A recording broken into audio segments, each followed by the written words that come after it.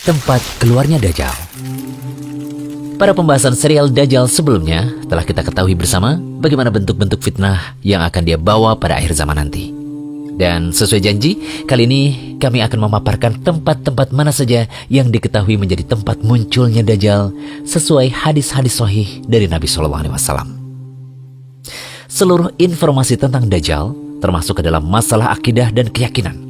Karena munculnya Dajjal bagian dari tanda akhir zaman. Yang itu tidak mungkin bisa kita ketahui kecuali berdasarkan informasi dari wahyu. Dengan demikian, peristiwa munculnya Dajjal di suatu daerah hanya bisa diketahui dengan prinsip mendengar dan juga pasrah, bukan dari ilmu cocoklogi. Apa sih cocoklogi? Cocoklogi adalah suatu faham yang mencocokkan suatu kejadian, peristiwa, tulisan, atau berita dengan dugaan-dugaan absurd. Tidak berfakta, hanya dugaan atau hoax semata dan berakhir dengan dugaan konspirasi. Nah, bagi penggemar teori konspirasi, berita tentang kemunculan Dajjal ini sangat mereka minati.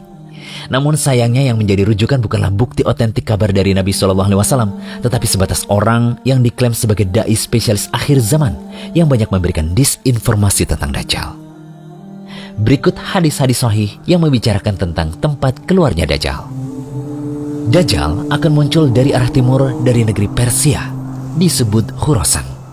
Dari Abu Bakar As-Siddiq, Nabi SAW bersabda, Dajjal itu keluar dari bumi sebelah timur yang disebut Khurasan. Dajjal akan diikuti oleh kaum yang wajah mereka seperti tameng yang dilapisi kulit. Hadis riwayat Tirmidzi dan Ibnu Majah. Syekh Albani mengatakan bahwa hadis ini sahih. Apa maksud arah timur yang disebut Nabi SAW pada hadis tersebut? Begini, arah mata angin dalam bahasa syariat hanya ada 4, yakni utara, selatan, timur, dan barat. Karena itu ketika Nabi SAW menjelaskan arah kiblat penduduk kota Madinah, beliau bersabda, daerah antara timur dan barat adalah kiblat. Hadis riwayat Nasai, Tirmidzi, Ibnu Majah, dan disahihkan oleh Syekh Albani. Kota Madinah berada di utara kota Makkah. Selama penduduk Madinah menghadap ke arah selatan atau antara timur dan barat, maka dia dianggap telah menghadap kiblat. Baik, kita kembali pada hadis keluarnya Dajjal tadi ya. Nabi SAW mengisyaratkan Dajjal muncul dari arah timur. Timur yang mana? Dalam hadis itu tidak ditegaskan. Namun jika kita fahami berdasarkan bahasa syariat, semua daerah yang berada di antara utara dan selatan dari kota Madinah masuk dalam cakupan hadis tersebut. Sekalipun dia agak serong ke utara, sehingga mencakup daerah Saudi Timur, Irak, Iran, dan negara-negara Asia Timur. Namun kemunculan Dajjal baru terlihat jelas ketika ia sampai di suatu tempat antara Irak dan Syam. Dalam hadis An-Nawas bin Sam'an yang marfu atau sampai pada Nabi SAW disebutkan, Dajjal itu keluar di antara Syam dan Irak. Dia lantas merusak kanan dan kiri. Wahai para hamba Allah, tetap teguhlah. Hadis riwayat Muslim. Dajjal akan keluar dari Yahudiyah Asbahan dan 70.000 orang Yahudi akan menjadi pengikutnya.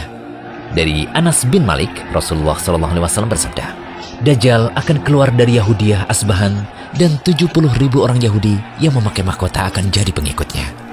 Hadis riwayat Ahmad. Hadisnya Hasan, kata Syekh Su'aib Al-Arnaud. Apa itu Khurasan dan Asbahan? Khurasan adalah suatu wilayah yang luas di sebelah timur Jazirah Arab.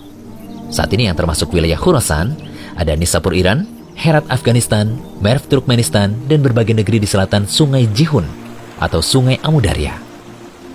Sedangkan Asbahan sering juga disebut dengan Asfahan, termasuk wilayah Iran, 340 km di selatan Teheran. Ketika Bukhtansan menyerang Baitul Maqdis dan menjadikan penduduknya sebagai tawanan bersama orang Yahudi, kemudian mereka ditempatkan di Asfahan. Akhirnya wilayah tersebut dinamakan Kampung Yahudiyah. Ibu kota Asfahan saat ini adalah Yahudiyah. Dua hadis yang menyebutkan kota tempat keluarnya Dajjal yang kami sebutkan tadi nampaknya tidak sepakat. Yang satu mengatakan di Khurasan dan yang satunya mengatakan di Asbahan. Mana yang benar? Asfahan ataukah Khurasan? Jika Anda perhatikan peta negara Iran, Khurasan dan Asfahan ini berimpit di bagian timur laut wilayah Iran. Kita tidak tahu pasti awal kali Dajjal muncul di titik yang mana. Yang jelas di dua daerah pertama kali Dajjal muncul dan mendapatkan banyak pengikut. Iya benar, kandidat kuat daerah yang disinyalir menjadi tempat kemunculan Dajjal adalah negara Iran. Kebenaran sabda Nabi SAW ini juga dibuktikan dengan laporan Komite Yahudi Teheran. bersumber dari Foundation for the Advancement of Sephardic Studies and Culture yang mengatakan bahwa jumlah penduduk Yahudi di Iran diperkirakan sekitar 25.000 sampai dengan 35.000 jiwa. Hal ini semakna dengan perkataan Ibnu Katsir dalam An-Nihayah fil Fitan wal Malahim bahwa munculnya Dajjal ialah dari Asbahan, yakni daerah yang disebut dengan Yahudiyah. Dajjal akan muncul dari Asbahan dan akan menelusuri muka bumi. Tidak ada satu negeri pun melainkan Dajjal akan mampir di tempat tersebut. Yang dikecualikan di sini adalah kota Mekah dan Madinah, karena malaikat akan menjaga dua kota tersebut. Dajjal tidak akan bisa memasuki keduanya hingga akhir zaman. Dalam hadis Fatimah bin Qais radhiyallahu anha disebutkan bahwa Dajjal nanti akan mengatakan, "Aku akan keluar dan menelusuri muka bumi. Tidaklah aku membiarkan suatu daerah, kecuali pasti aku singgahi dalam masa 40 malam selain Makkah dan Thayyibah atau Madinah Nabawiyah. Kedua kota tersebut diharamkan bagiku. Tatkala aku ingin memasuki salah satu dari dua kota itu, malaikat menemuiku dan menghadangku dengan pedang yang mengkilap. Dan di setiap jalan bukit ada malaikat yang menjaganya." Hadis riwayat Muslim.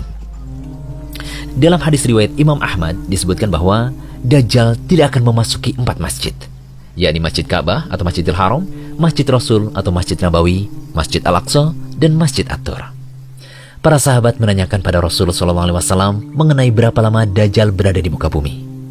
Mereka berkata, "Wahai Rasulullah, berapa lama Dajjal berada di muka bumi?"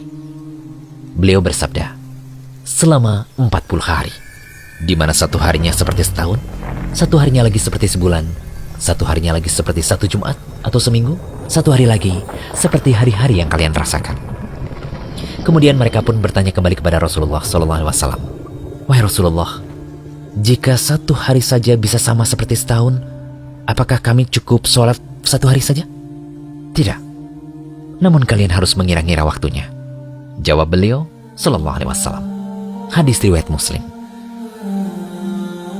Jawaban Rasulullah SAW terhadap pertanyaan para sahabat itu menunjukkan bahwa ketika Dajjal muncul, hari akan terasa begitu panjang, sampai terasa setahun, sebulan, kemudian seminggu.